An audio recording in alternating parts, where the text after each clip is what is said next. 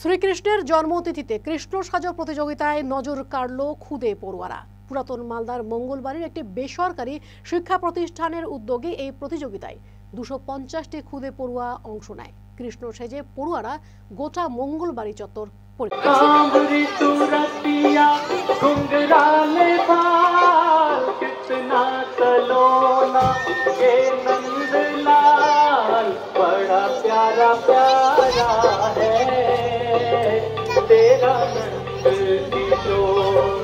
दुनिया से न्यारा है तेरा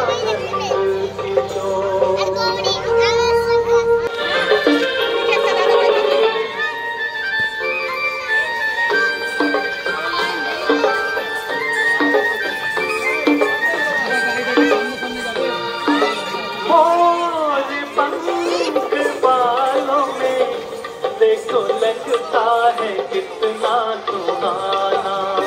भगवान श्रीकृष्णेर 5250तम आविर्भाव तिथि সেই উপলক্ষে গোটা বিশ্বব্যাপী ভগবান শ্রীকৃষ্ণের জন্মাষ্টমী মহামহোৎসব প্রতিপালন হচ্ছে।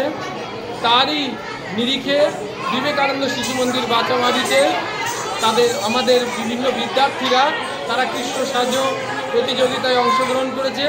অজস্র খুদেরা পরম আনন্দে তারা সবাই কৃষ্ণ সেজে এসছে, আনন্দ করছে। এখানে তারা কৃষ্ণ সজ্জায় সজ্জিত হয়ে সবাইকে নিয়ে একত্রিত হয়েছে।